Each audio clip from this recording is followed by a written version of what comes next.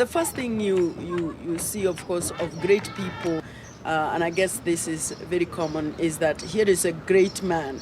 Here is a man who has endured so much, who has so much courage, who has so much faith, who has such a big heart to have forgiven the people who had tortured him and tortured his people for so many years. I wanted to advise you to listen carefully to your teachers, not to play inside the class whilst the teacher is talking.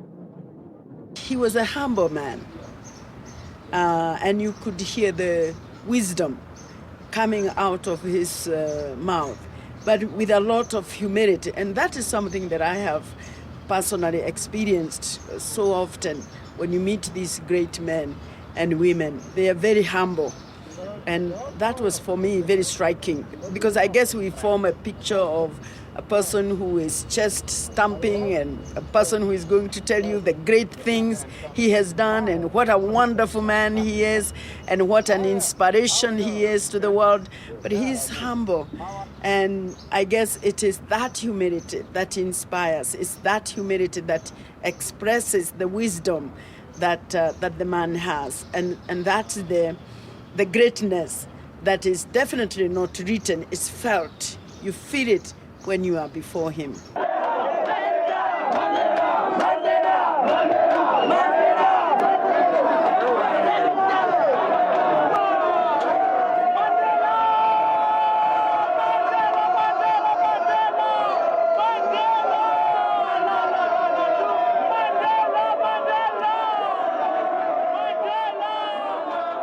Jails are very, very, very dehumanizing. Jails can kill your spirit, but I hope one day we'll know what he actually did to sustain his health, to sustain his stamina, and to keep his mind so sharp, because he definitely is a man who has a very, very sharp mind.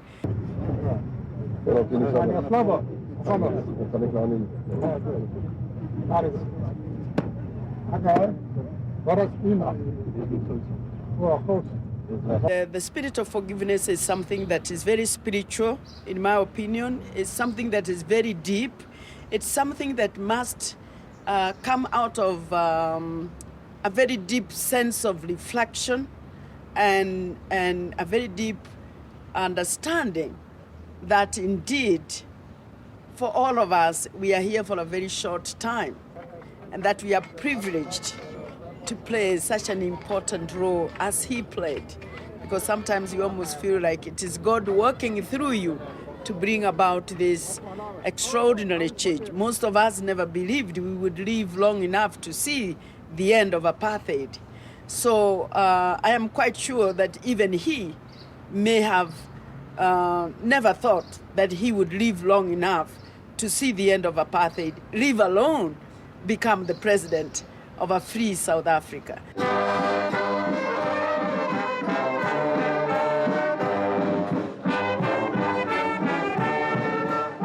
You know, one of the outstanding decisions, in my opinion, of Nelson Mandela was to decide to only govern his country for 5 years.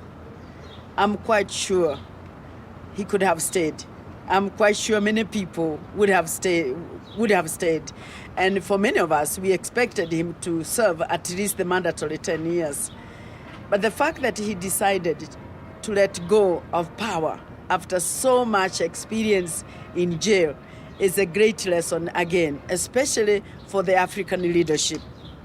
Because that is something we haven't seen in Africa within the political leadership, people giving up power and people truly living for others, truly living so that others may be free and may live a better life. You think your situation here is unique, but this is the only country in history that has had a peculiar problem, which is unlike that of other countries. That is a delusion. It's a fallacy.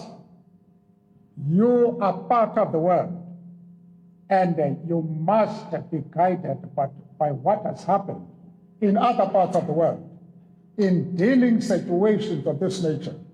For most people, he will always be remembered as a man who taught the world how to forgive and how to reconcile. The sense of reconciliation took a new meaning after South Africa went through its experience.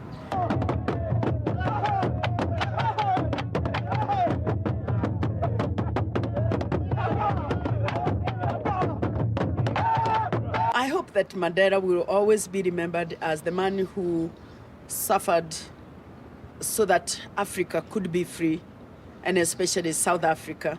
A man who suffered for so long, but when he came out, he taught his people to forgive, to reconcile, to work together, but not to forget. A man who was humble in his greatness.